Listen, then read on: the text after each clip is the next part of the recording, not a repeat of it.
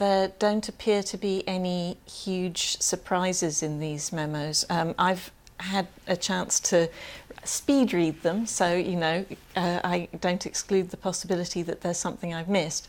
But to me, one of the key moments, besides where there are a few areas where he's grappling directly with policy, which of course is something that he is not supposed to be doing, most notably around the provision for soldiers in Iraq, and also then very detailed stuff on agriculture, which you would expect on an integrated medicine, two of his big hobby horses.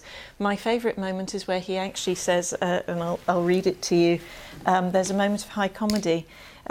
He's writing to Tony Blair and he says, "You kindly suggested that it would be helpful if I put," and he's referring to some ideas, "in writing, despite the Freedom of Information Act." Yes. So he actually, this has been an issue for him, attention all the time, about how much he could do and how much he could do behind the scenes, and about the perception of neutrality versus his desire to be really useful in the role that he occupies. But listening to that statement from Clarence House, one has to reflect, presumably, that of course he meets lots of interesting people, and of course he has a great source of information for a government. So does the Queen, but as far as we know, the Queen doesn't do this, and this will be his job if he becomes monarch of the country. So that's the problem, isn't it? Sort of, except that the Queen, of course, has her weekly meetings with the Prime Minister.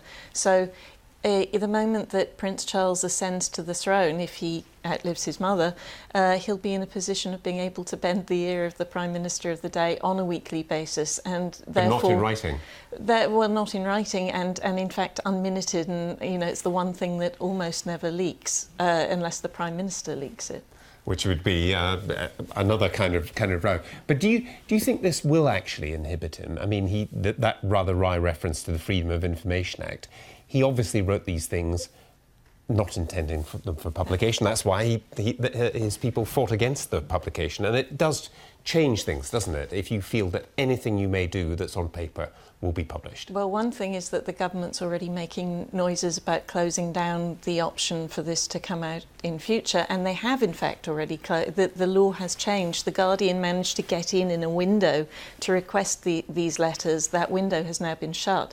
But the other thing, the bigger point, is that he has for years known in a sense that he maybe shouldn't be doing some of the things that he does because people will criticise him, people will say that it's interfering. But he feels so passionately, he is such an ideologue, he is such a believer in the things that he is promoting, that he is pretty much incapable of simmering down, and he would say that what he's doing is much more important than, maintaining this stiff role.